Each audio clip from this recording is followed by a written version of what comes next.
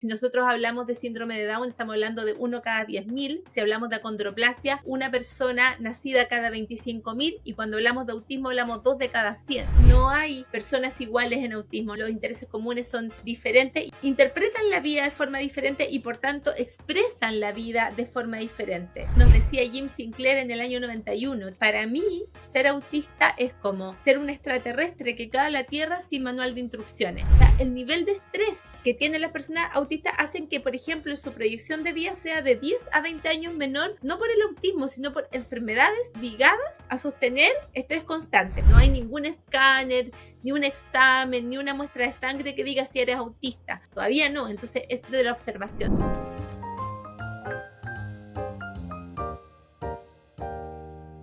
Hola, ¿cómo están? Soy Iván Troncoso y los invito a un nuevo capítulo de Curiosos, el podcast para mentes que nunca dejan de aprender.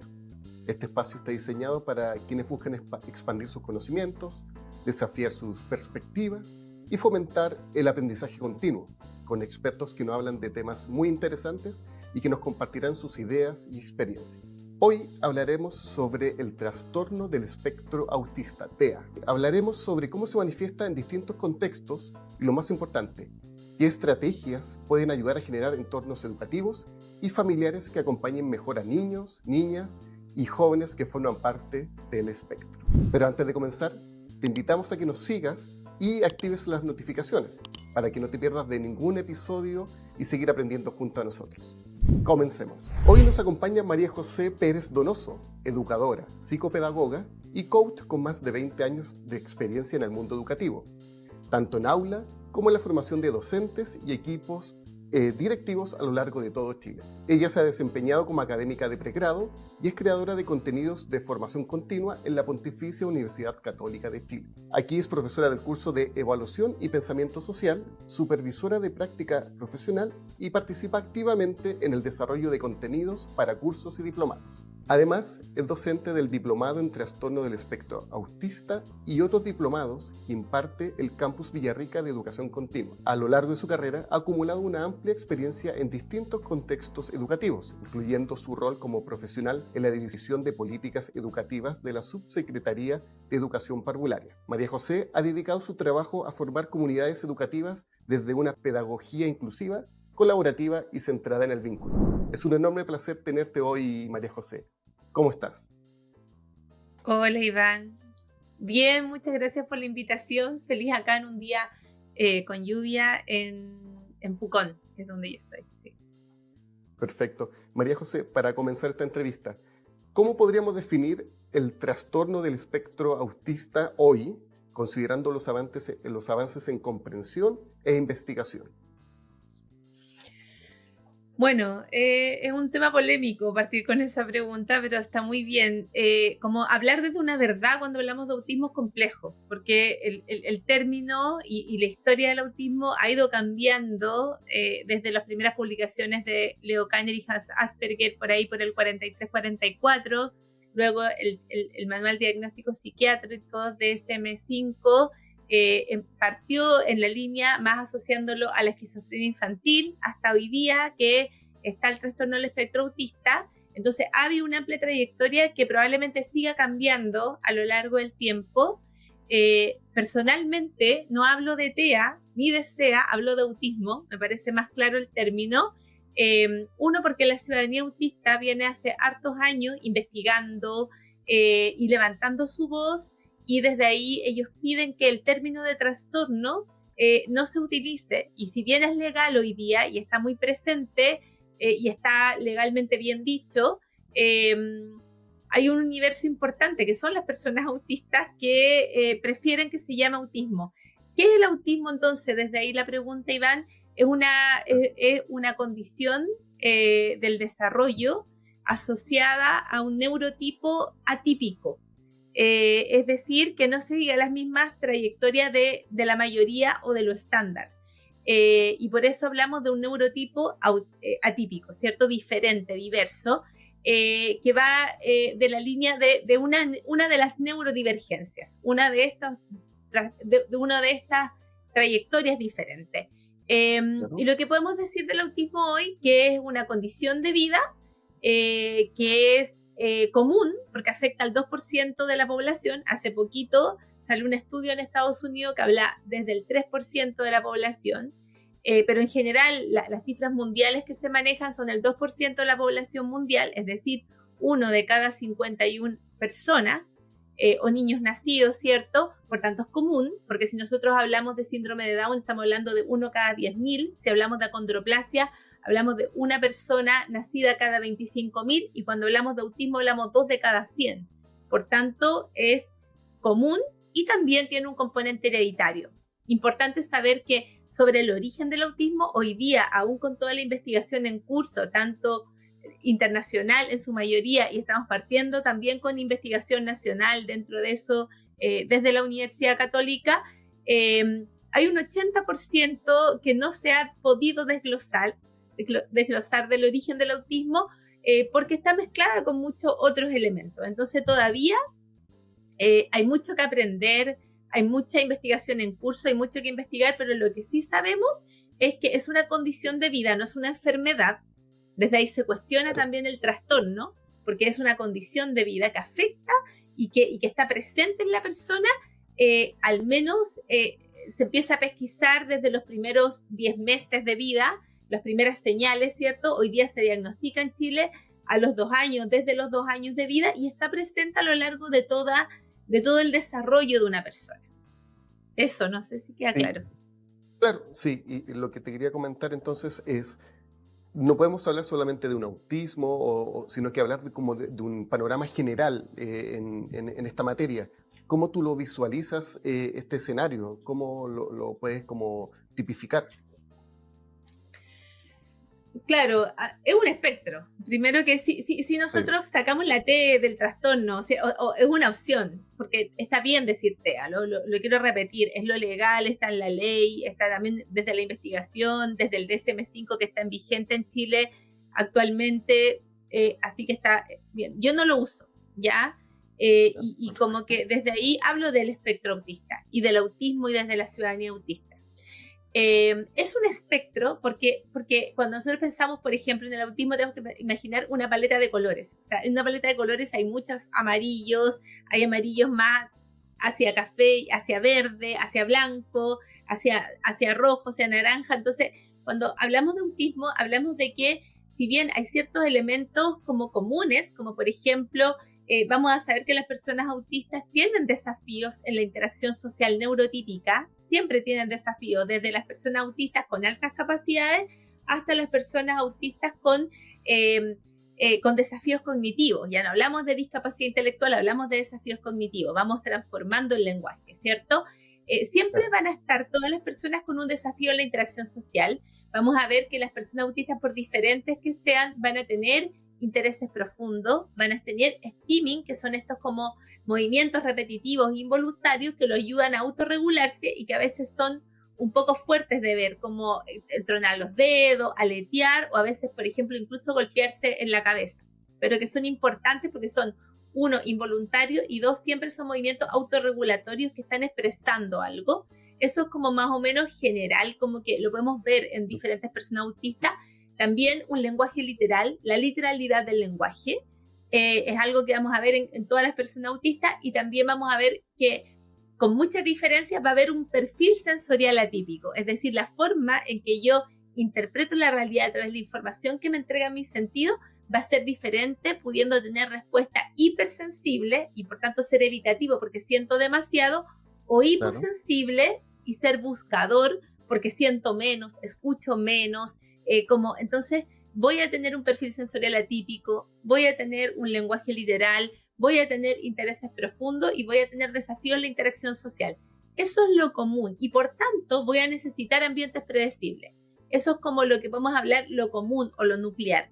Todo lo demás va a ser diferente, va a expresarse de forma diferente entre una persona y otra, teniendo un espectro ampliadísimo, por ejemplo, de personas que tienen un lenguaje excepcional a personas no hablantes, teniendo como un perfil sensorial de personas que puedan ser muy extrovertidas a personas totalmente introvertidas.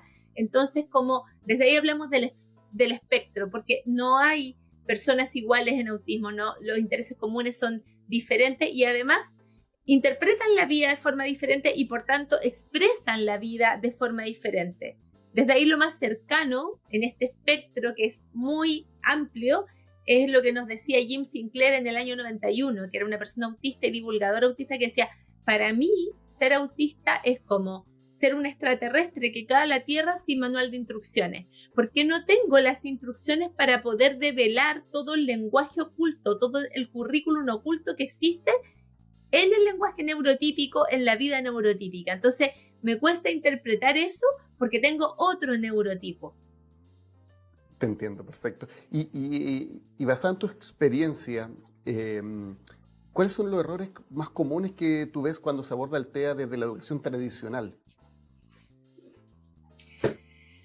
Pucha, partiendo por la educación tradicional, que no ha respondido a los requerimientos del mundo actual. O sea, partiendo por eso, que seguimos como encasillando el currículum en asignaturas que no se conectan unas con otras.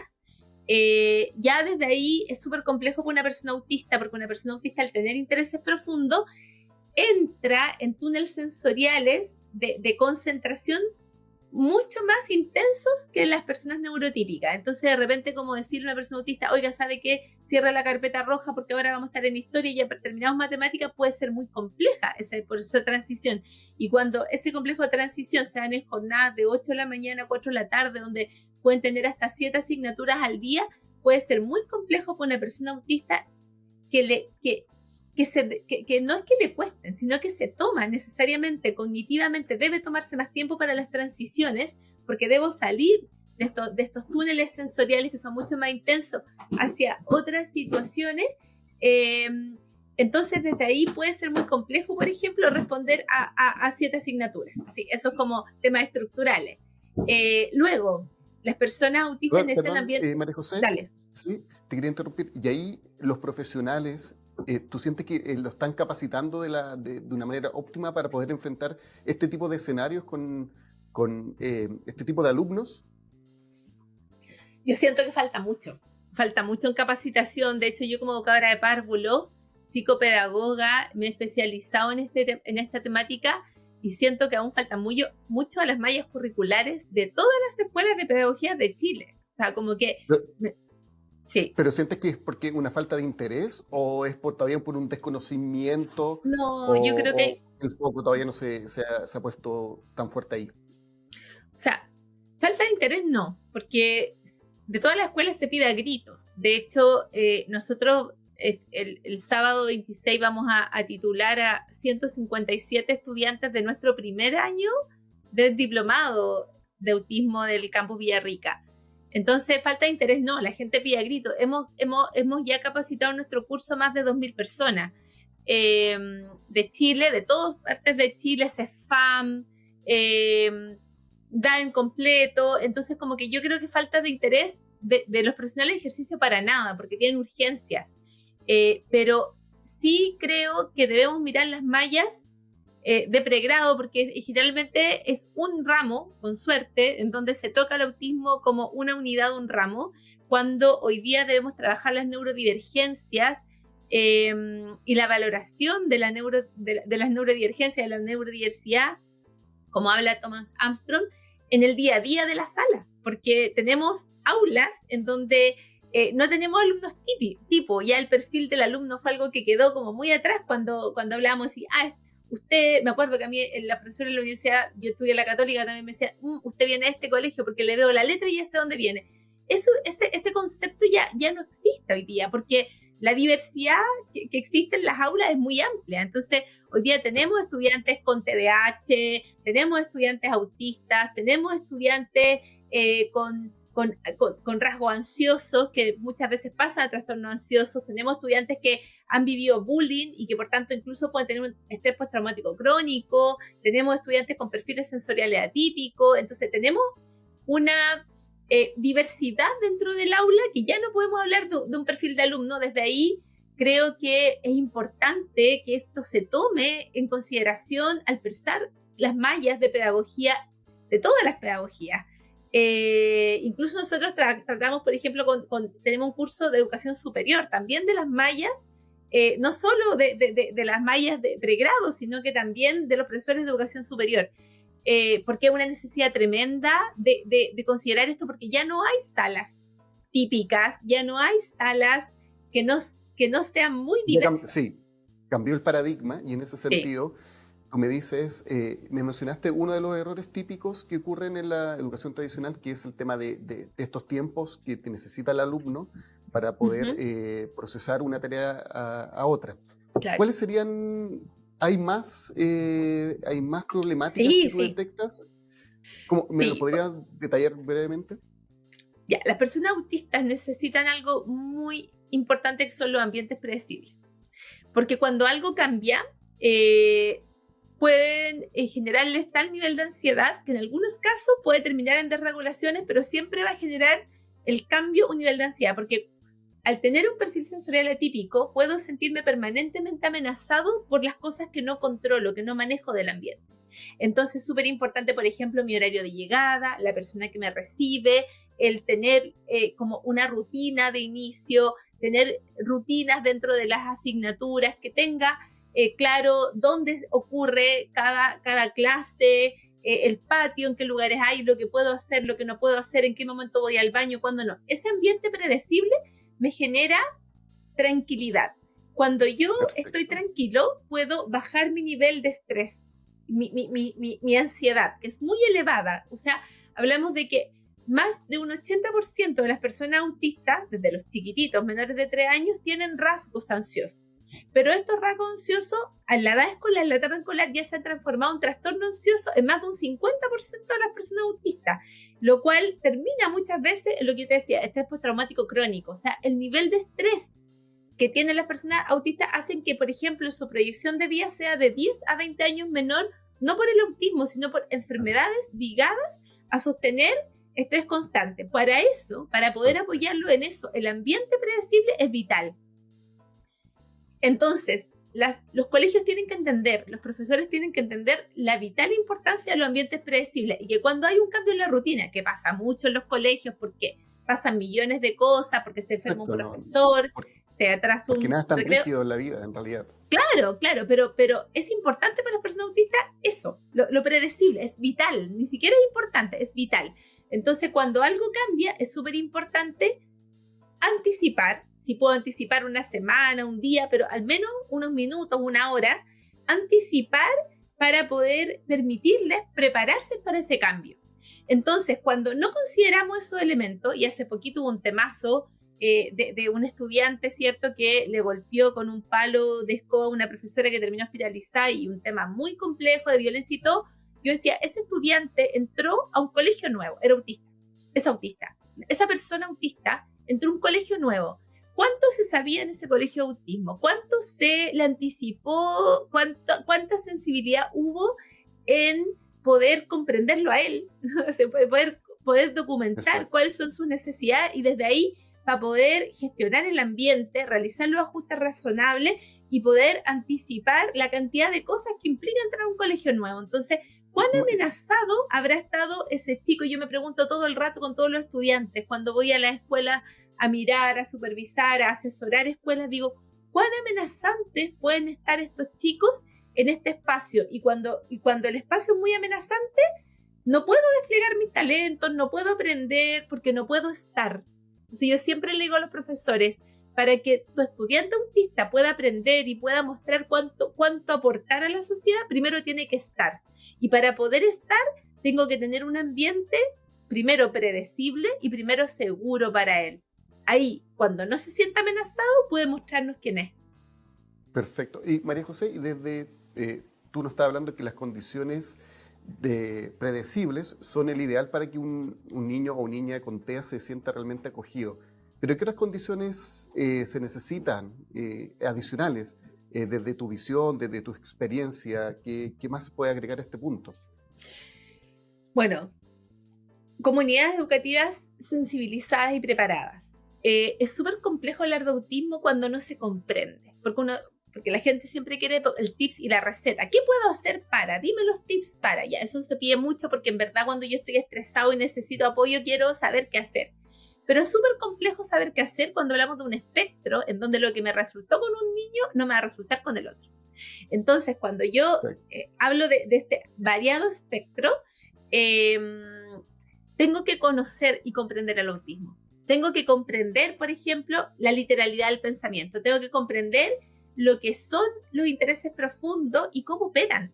Cómo operan cuando yo veo que mi estudiante, por ejemplo, está pegado con un tema y no hay cómo sacarlo de ese tema. Entonces, el tema no es sacarlo del tema. El tema es cómo genero puentes desde su tema hacia otras asignaturas. Entonces, yo tengo que comprender el autismo. Tengo que comprender además que las personas autistas, cuando reciben la información, reciben todo en el mismo nivel de prioridad. Es como, y voy a tomarme un texto que es escrito por autistas, que hablan como de un ejemplo de la biblioteca. Entonces, el cerebro neurotípico es como una biblioteca ordenada como la que tienes tú atrás, ¿cierto? Entonces, yo tengo segmentos y tengo la información en mi cerebro ordenada de esa forma. Entonces, por eso yo activo los conocimientos previos al iniciar una clase. Entonces, eso me permite decir, ¿a qué segmento va? ¿A qué segmento va esto?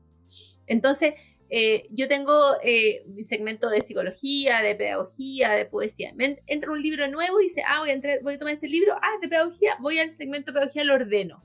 Entonces, de esa forma, los pensamientos pueden ir entrando ordenadamente. Los estímulos, los ruidos, los olores, los colores van a ir ingresando como ordenadamente.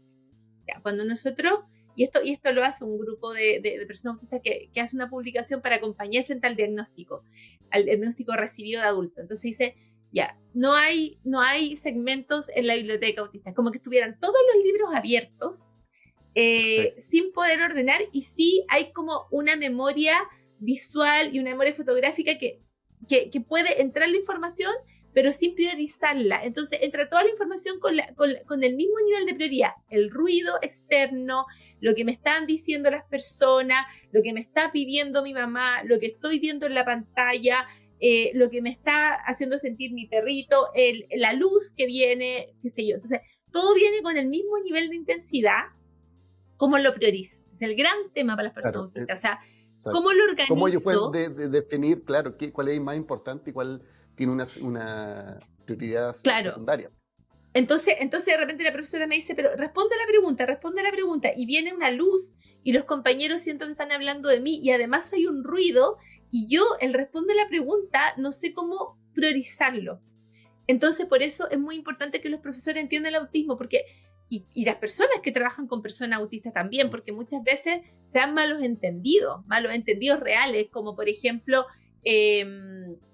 hace poquito supe una persona adulta que trabaja en una oficina, le dice a la jefatura, le dice, ¿mandaste todos los mails? Que tenía que mandar como 500 mails. Entonces la persona de neurotipo autista le dice, no. La jefatura se enoja porque era una tarea. Entonces eran 500 mails lo que tenía que enviar y la persona autista le dice, no los envié todos. Literalidad del pensamiento. ¿Mandaste todos los mails? No los mandé todos. Entonces pues una compañera le dice, ¿pero cómo no los mandaste? Dice, no, o sea, yo los mandé, pero en verdad me rebotaron de los 506. Entonces no están todos enviados, porque 6 me rebotaron. Perfecto. Entonces, claro, literalidad, claro el ejemplo. Literalidad del pensamiento. Entonces, la otra persona neurotípica, el todos para un neurotípico es como la mayoría, la mitad. Para un autista, el todos es el todo, literal. Entonces, muchas veces se producen como estas como extrañezas en la interacción, ¿cierto? Desde ahí, como esta persona cómo va a priorizar, y desde ahí la importancia que los profesores digan, esto es importante, haz esto primero, después puedes hacer lo otro. Si te molesta mucho el ruido, entonces ponte un audífono. Si te molesta la luz, entonces ponte gafas de sol o ubícate en un lugar de la sala donde no te molesta tanto el sol. De esa forma, la información no va a entrar toda igual. Entonces me vas a poder escuchar y el ruido no va a ser un estímulo que te moleste tanto como para no escuchar mi voz. La luz no va a ser un estímulo que te interrumpa tanto como para no poner atención en mi voz. Entonces, de esa forma, y por eso los ajustes razonables, me van a permitir ordenar esta información que entra a mi cerebro y que entra de forma muy diferente a la neurotípica.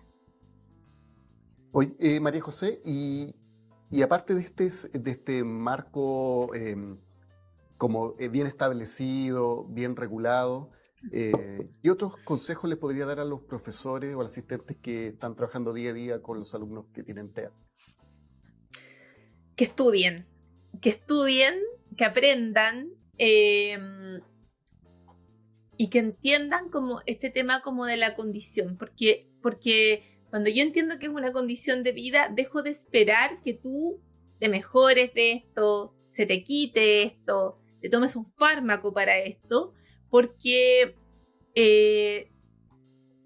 tiende a ser como ofensivo también para las personas autistas cuando son más grandes, cuando son más niños, se sienten muy incapaces. Entonces, la construcción identitaria de las personas autistas es muy fuerte. O sea, ya por el perfil sensorial atípico, como que en general los niños juzgados, ¿cierto? Desde una sociedad neurotípica, que juzga todo el rato. Una sociedad neurotípica. Claro. Entonces, hablan raro, comen raro, hacen ruidos, tienen gestos. Entonces, ¿qué dicen de ellos las personas autistas? Dicen, soy raro, soy extraño.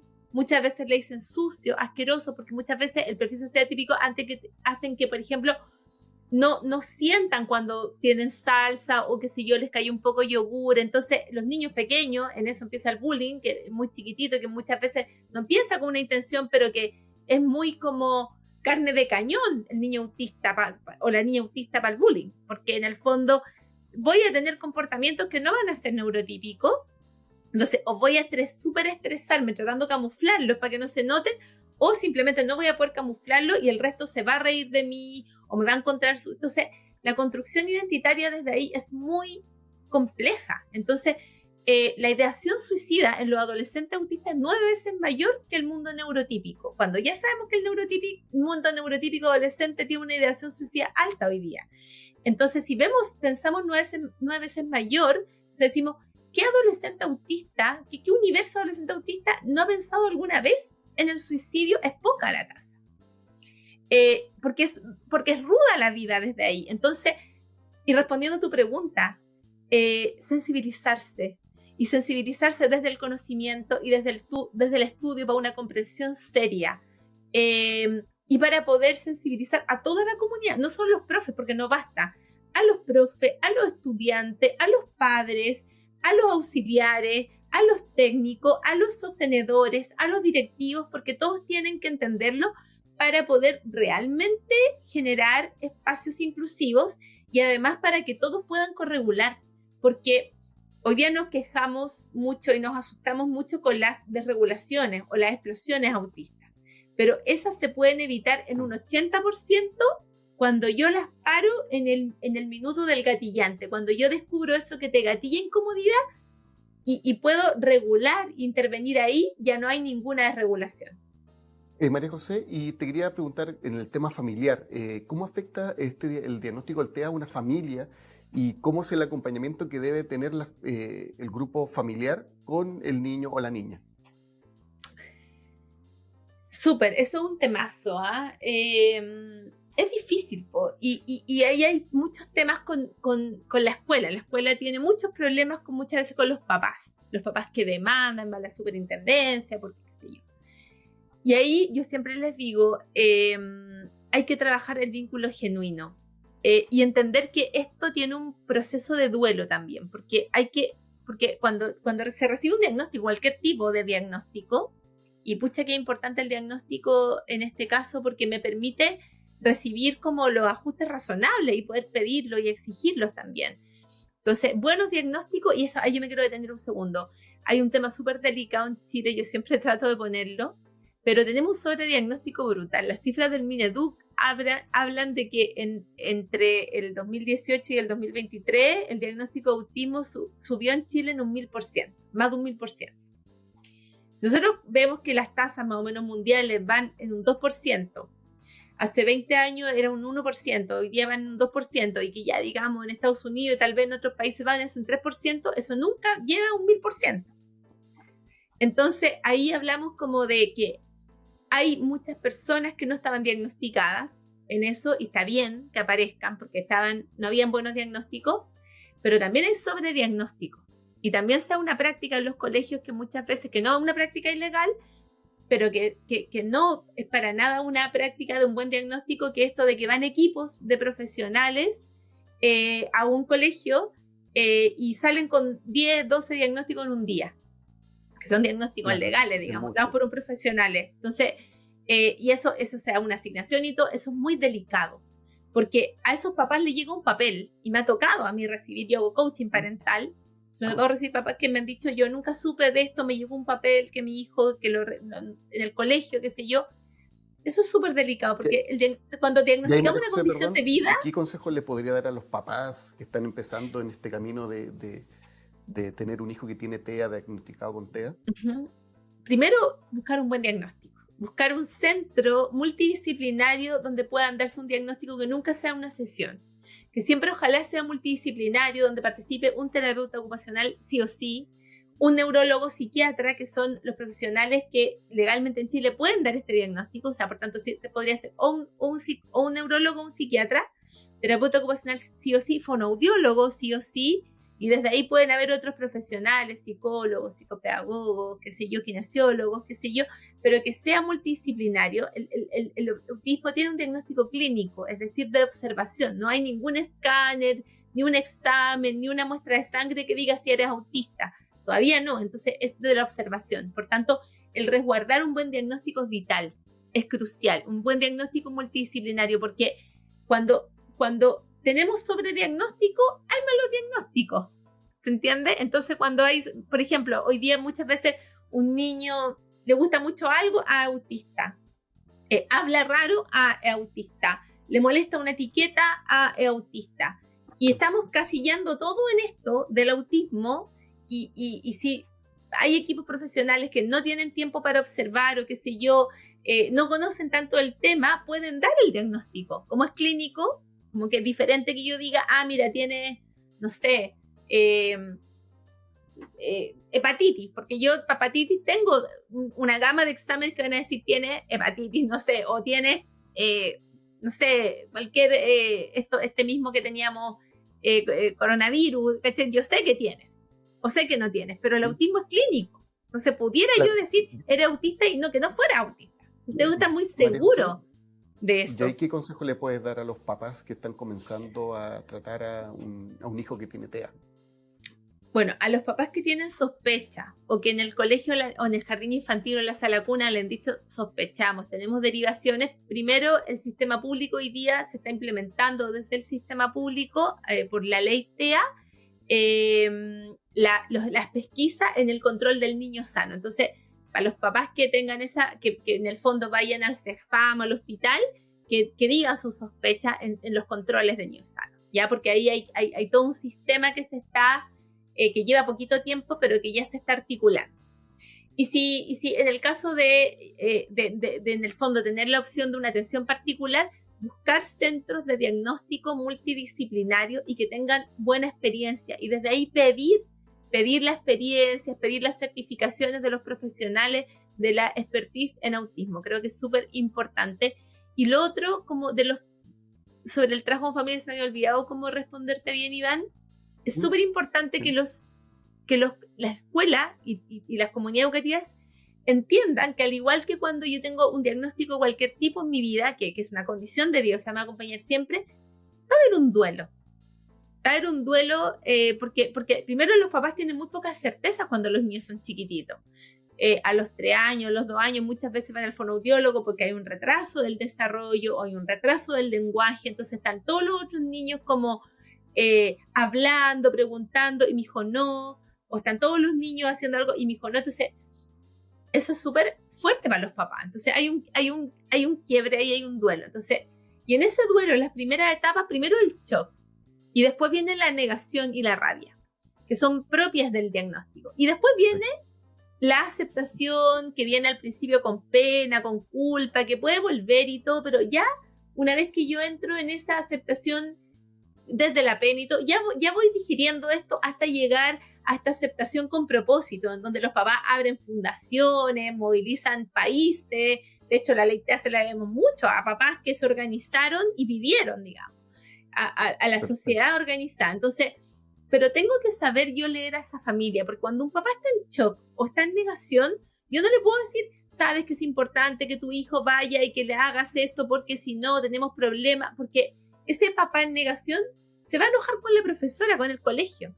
va Claro, a sentir no. que está todo mal por ahí, entonces si yo que soy el no afectado, digamos, desde ahí, como que puedo ser el más objetivo, profesor, director, psicólogo, equipo PIE, puedo leer y decir, ok, este papá está en shock, porque cada vez recibe un diagnóstico, está en shock, voy a esperar, le voy a dar buenas noticias, le voy a decir, hoy estamos contentos porque hoy día le fue súper bien en la clase de gimnasia, participó, o porque en el recreo jugó con tal niñito, oye, se comió la colación, mándale plátano porque está probando el plátano, o sea, si yo voy con buenas noticias, para ese papá va a ser más fácil ir aceptando esta condición que si yo voy y le impongo y le digo, hoy por fin Exacto. llegó el diagnóstico, entonces la próxima semana te Y, cito y digo, estoy súper preocupada, así que ahora, si ese papá recién está en shock o está en negación, no va a poder, eh, y no es que no va a querer, no va a poder hacer otra cosa. María José, y siempre se ha hablado, en un principio se hablaba de intervenciones y ahora hablamos de acompañamientos. ¿Qué tan importante fue este cambio en el tratamiento del TEA?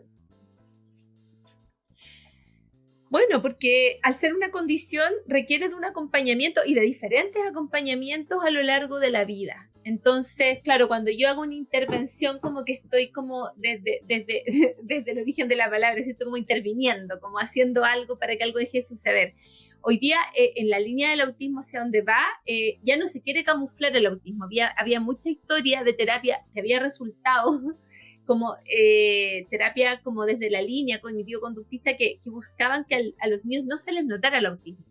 Entonces, no se le nota, habla como neurotípico o ya no hace su estereotipio, su movimiento, entonces está bien. Pero la ciudadanía autista, claro, y también la investigación dice como que cuando yo inhibo esta necesidad de expresión, voy subiendo los niveles de ansiedad. Entonces, hoy día se busca que las terapias y los acompañamientos sean desde una mirada neuroafirmativa, es decir, que permitan a las personas autistas expresarse en forma natural y vivir vidas autistas, y que esas vidas autistas valgan la pena ser vividas.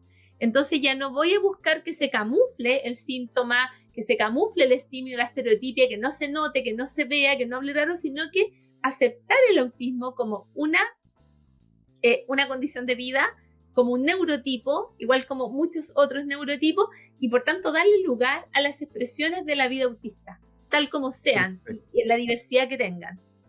María José, ¿y qué sientes que está haciendo bien el sistema educativo chileno en términos de inclusión y qué es lo que faltaría por avanzar?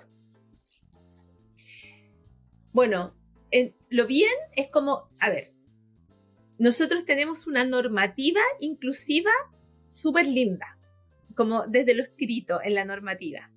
Desde ahí, por ejemplo, la ley TEA, a los que menos se le pide que implementen más cosas es al sistema educativo, porque ya tenía una normativa inclusiva, el decreto 83, y el trabajar con el DUA, que ahora está el 3.0. O sea, ya hay muchas cosas, los ajustes razonables, los ajustes de contexto, de contenido, ya estaban implementados desde la normativa.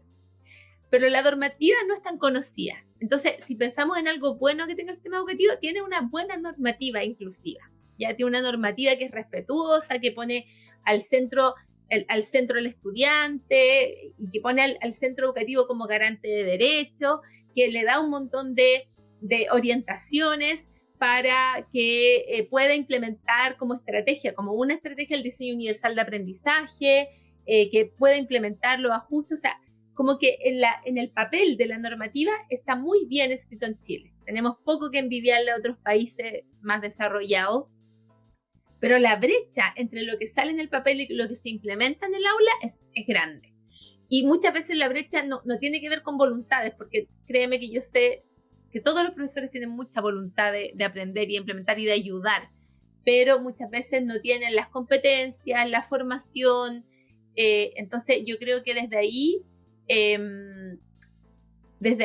¿qué está haciendo bien el sistema? Bueno, yo creo que está haciendo bien la normativa, está haciendo bien las bajadas de orientación, está haciendo bien eso el sistema. Creo que muchos sostenedores y muchos DAEM y tenemos muchos centros educativos de educación superior también, están haciendo bajas profundas y compromisos grandes, capacitando a todas las comunidades. O sea, nos ha tocado a nosotros en Alvarius DAEM Mayoa, que fue el primero que trabajó con nosotros, que capacitó desde los tíos del transporte hasta los directivos. O sea, como en el fondo hay muchas comunidades educativas que están comprometiéndose en serio con esto. Claro. Y aún así es un trabajo transversal, como dices tú. Siempre tiene que ser transversal. Tiene que ser para todos. O sea, para todos los papás, para todos los niños, para todas las comunidades. María José, ¿y qué mitos crees que son los principales que debemos ir dejando atrás que se presentan en el mundo escolar o el mundo social de las personas que tienen TEA? El primer mito y el más importante es como le gusta estar solo. Porque se han hecho como 2 estudios longitudinales, no en Chile, pero en el mundo, no en España o en los Países Bajos, que hablan de que el dolor más grande del autismo es la soledad. Es la respuesta más fácil cuando yo no comprendo un mundo, cuando soy extraño o me siento extraño o me hacen sentir extraño. La respuesta más fácil es que me recluyo y me voy hacia adentro. Entonces termina siendo la respuesta de muchas de las personas de la ciudadanía autista. Pero no les gusta estar solos, quieren tener amigos, quieren sentirse integrados, quieren sentirse vistos, queridos, inteligentes, sentirse parte, poder mostrar y desplegar sus talentos, quieren tener parejas, quieren desarrollar su vida como cualquier persona en forma plena, en forma integral. Y yo creo que ese es un mito muy grande, como que no le gusta estar solito, él en verdad está feliz solo, ¿no? Es que dejarlo solo, no hay que preocuparse. Déjalo solo, que está bien, así le gusta.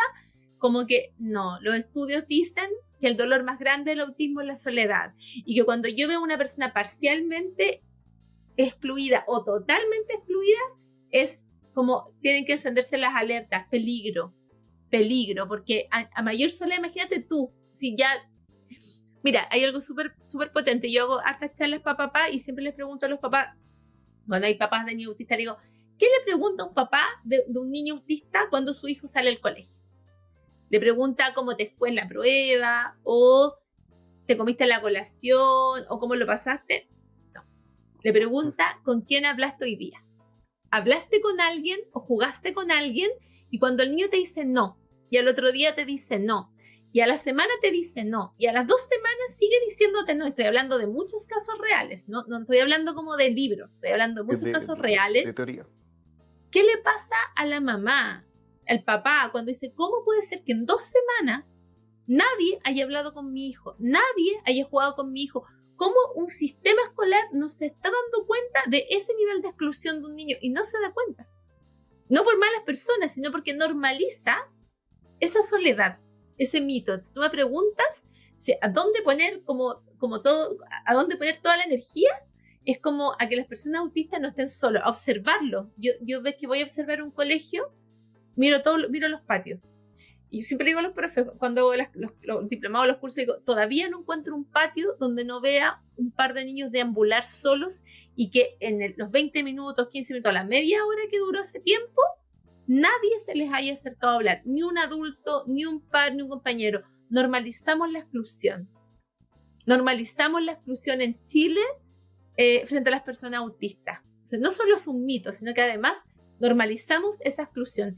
Y eso lo tienen tan claro los papás y las mamás cuando les preguntan esto a sus hijos, y cuando piden entrevista a personas y dicen, nadie ha hablado con mi hijo, no he estado en ningún trabajo, no he estado con nadie, solo, claro. Y después cuando esos niños dejan de ir al colegio, desertan, se suicidan, cuando pasan con depresiones profundas, y uno va como retomando esa historia y dice, pucha, no tuvo amigos desde segundo básico en adelante, en verdad pasaba solo, en verdad dejamos de incluirlo, ya pasó, ya el daño está hecho. Entonces lo que podemos hacer hoy día es buscar la forma de que se incluyan con respeto, con cuidado, con el derecho también a veces a estar solo, a tomar distancia, a calmarse, pero nunca conformarnos con ese está bien solo, no necesita amigos, no quiere, le gusta, porque eso es riesgoso para la vida de la ciudadanía autista. Finalmente, María José, ¿qué mensaje te gustaría entregar a los profesionales de educación que quieren mejorar su desempeño con estudiantes que tengan TEA y no saben por dónde comenzar?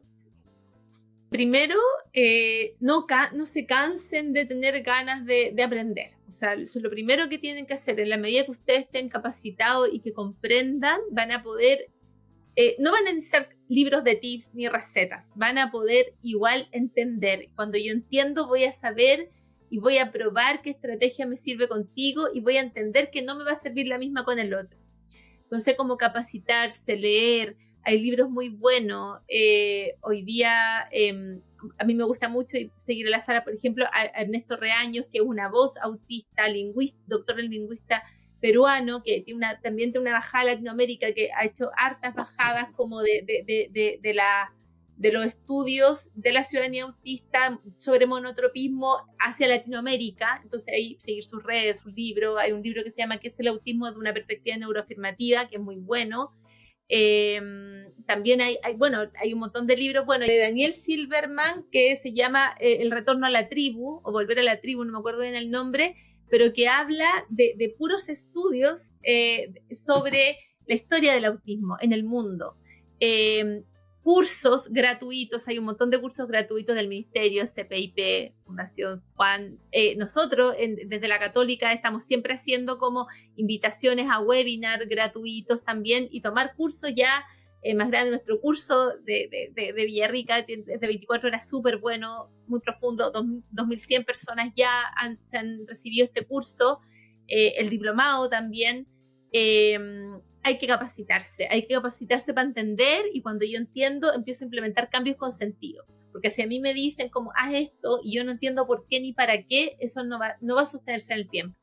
Y no va a ayudar a todos los niños ni a la familia. Entonces, cuando yo entiendo, voy a poder hacer bajadas concretas, buenas estrategias, buenas documentaciones de los niños, y por tanto voy a poder ayudarlos. Y como para cerrar, ¿qué me importa a mí? ¿Qué busco hoy día desde mi vereda? Que trabajo con papás, que trabajo en colegio, que trabajo en educación continua, con profesionales en ejercicio. Busco que la ciudadanía se sensibilice para que las personas autistas puedan vivir vidas autistas, y que esas vidas autistas sean dignas de ser vividas, y que hagan que bajen los índices de ideación suicida, de depresión, y que estas personas que tienen tanto derecho como cualquiera a vivir en este mundo, dejen de tener que morirse 10 o 20 años antes por enfermedad asociada a estos estrés sostenidos. Que si la ciudadanía neurotípica deja de ser tan insensible y pueda acogerlos mejor, sin duda ese nivel de miedo con el que viven va a bajar, y van a poder desde ahí aportar un montón a la sociedad. María José, muchas gracias por tu tiempo, por tus reflexiones. Fue una excelente entrevista, así que te quiero dar las gracias y pasar a nuestra primera sección, que es Toma Nota. Ahora entramos a la sección Toma Nota, en donde te voy a pedir recomendaciones prácticas que quizá ya mencionaste anteriormente, pero brevemente si nos puedes dar algunas recomendaciones para la gente que trabaja con TEA. Ya, bueno, algunas recomendaciones. Anticipa. Cuando hayan cambios en el colegio, por ejemplo, cuando falta un profesor, anticípale al estudiante, porque a lo mejor mantengo el ambiente predecible, pero no me doy cuenta de la importancia que es encontrarse con otra persona. Entonces, anticipa frente a los cambios docentes, avísale cuando un profesor se enferma, cuando algo en la rutina va a cambiar, cuando algún compañero que siempre está conmigo no va a ir porque si yo está resfriado. Anticipa cuando cambio algún mueble. También resguarda cuáles son los ajustes necesarios. Anticipa primero, después resguarda los ajustes necesarios. Por ejemplo, ¿dónde le acomoda sentarse? Buscar un lugar dentro de la sala donde le acomoda sentarse y mantenerle ese lugar todo el año. Ir preguntándole si acaso quiere hacer algún cambio. Después asegurarse de que pueda estar lo más cómodo posible, y desde ahí ver si necesita algún juguete de compensación sensorial, una pelotita, clips, qué sé yo, pulsera, o si necesita audífono aislante. Algunos les hace súper bien para autorregularse mascar chicle, cosa que como que los colegios se espantan, pero yo digo, bueno, entre que esté una persona desregulada o más que un poco de chicle, si eso lo ayuda mucho. Elásticos en la silla. Entonces, como qué ajustes razonables y sencillos, fáciles, baratos de implementar puedo yo tener hoy día en el aula. Anticipar esos ajustes necesarios. Luego, el lenguaje aumentativo alternativo. Los neurotípicos hablamos mucho y cambiamos tema muy rápidamente. Las personas autistas son más de lenguaje visual, ¿ya? Y por tanto estático.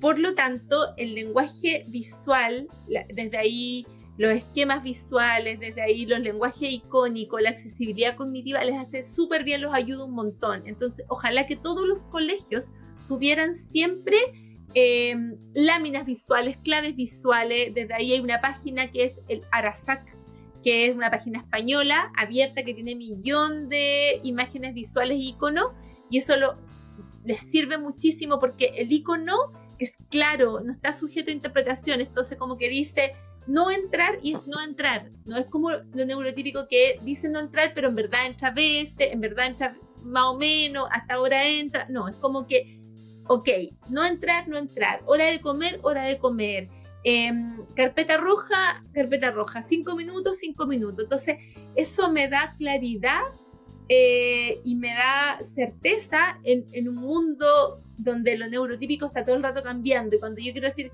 algo también puedo querer decir muchas otras cosas. Entonces el usar claves visuales y el lenguaje icónico que es estático es súper importante. Entonces vamos retomando desde ahí.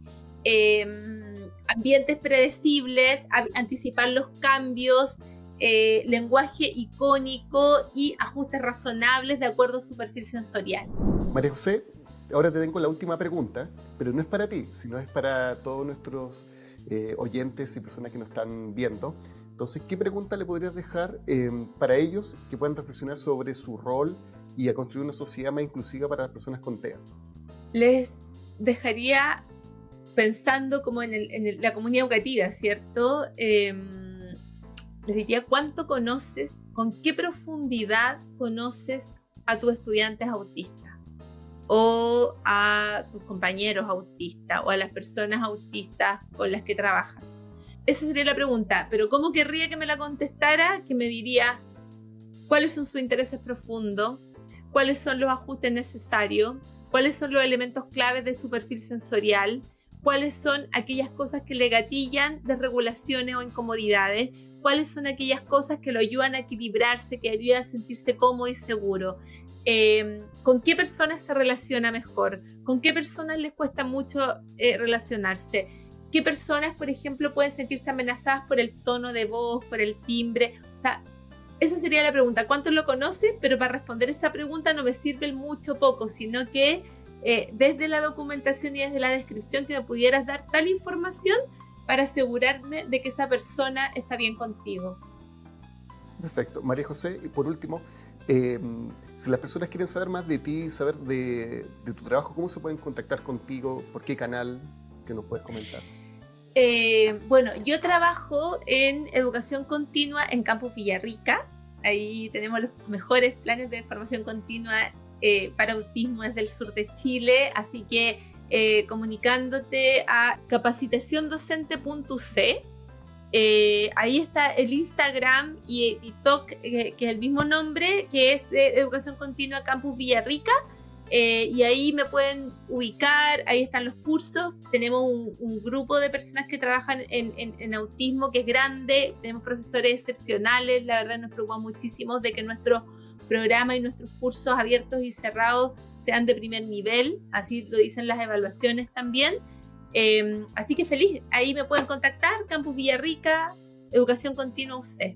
Bueno, María José, te quiero dar las gracias por participar de este podcast, de esta edición. Muy interesante tus respuestas, y cuando tú quieras, bienvenida a hablar de este tema en otra oportunidad. Así que muchas gracias por participar. Muchas gracias, Iván, por la invitación. Feliz de que este tema se hable, ojalá mucho, ojalá con muchas personas, y cuando quieran vuelvo. Así que un agrado, que estés súper bien. Gracias a todos y a todas. Gracias. Y eso es todo por hoy en el capítulo de Curiosos, el podcast para mentes que nunca dejan de aprender. Este programa está producido por la Pontificia Universidad Católica de Chile, siempre comprometida con el fomento del aprendizaje continuo y la innovación. Si quieres saber más sobre nuestros cursos y programas, puedes ingresar a www.educacioncontinua.uc.cl y ahí podrás ver toda la oferta de productos y cursos que tenemos para ti. Soy Iván Troncoso y agradezco a Delfina y a Salva en la producción y a Ana en la edición. Si te gustó este episodio, puedes seguirnos y no olvides de ponerle me gusta para que no te pierdas de ningún capítulo. Esperamos tu feedback y nos escuchamos en el próximo episodio. Y recuerda, las personas curiosas nunca se aburren.